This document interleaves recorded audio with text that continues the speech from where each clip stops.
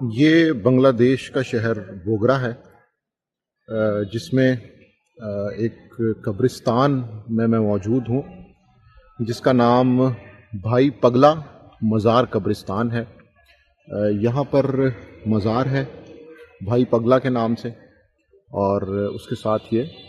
قبرستان آپ دیکھ سکتے ہیں۔ اس قبرستان کی تاریخی اہمیت یا پس منظر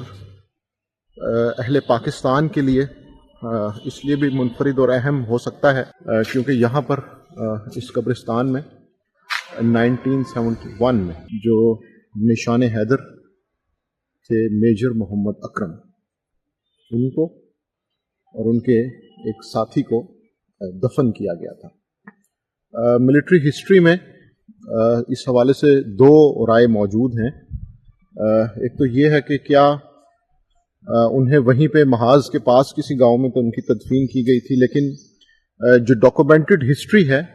اور مختلف لوگوں کے انٹرویوز ہیں ان سے پتہ چلتا ہے کہ جہاں پر ان کی یونٹ تعینات تھی اور ان کی کمپنی تھی، وہاں سے انہیں ان کی ڈیڈ باڈی کو پیچھے یہاں بوگرا برگیڈ ہیڈ کوارٹر میں منتقل کیا گیا تھا۔ چونکہ جنگ کے حالات تھے تو اس لیے پھر برگیڈ ہیڈ کوارٹر میں اس کے پاس ایک ایریا مختص کیا گیا تھا۔ یہ خالی میدان ہوتا تھا اس وقت جہاں پر زخمیوں کا علاج بھی کیا جاتا تھا، اور اس کے ساتھ ساتھ جو لوگ شہید ہو جاتے تھے ان کو اس ایریا میں دفن کیا جاتا تھا۔ تو قبرستان تو اس وقت بہت بڑا ہے، لیکن یہاں پر جو لوکلز ہیں ان کے مطابق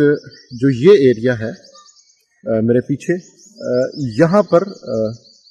جو پرانی قبریں ہیں وہ ان کا یہ علاقہ ہے، کیونکہ باقی جو ہے وہ اس وقت میدان تھا۔ تو چونکہ اس وقت جنگ کے حالات تھے اور انڈیا کا حملہ ہو چکا تھا، تو اس وقت پھر جب ان کی شہادت ہوئی تو چونکہ پہلے ہی ملک میں جنگی حالات تھے، تو اس لیے اس طرح سے کوئی بڑا جنازہ ان کا نہیں ہو سکا، بلکہ ان کی جو ڈیڈ باڈی ہے وہ ادھر بوگرا برگیڈ ہیڈ کوارٹر میں منتقل کی گئی، اور وہاں سے چند سپاہی جو ہیں انہوں نے یہاں پہ قیاس یہی ہے کہ اس حصے میں انہوں نے ان کی تدفین کی۔ اب چونکہ 55 سال گزر چکے ہیں، کئی قبریں جو ہیں وہ بے نام و نشان ہو چکی ہیں، اور یہ تو سوچا بھی نہیں جا سکتا کہ ان جنگی حالات میں یہاں پر کوئی کتبہ یا کوئی نشانی ایسی بنائی گئی ہوگی، اور چونکہ وقت بہت زیادہ گزر چکا ہے تو کئی قبریں جو ہیں ان کے اندر دوبارہ تہبارہ جو ہے وہ تدفین کی جاتی ہے۔ یہ قبرستانوں میں عمومی طور پہ دیکھا جاتا ہے۔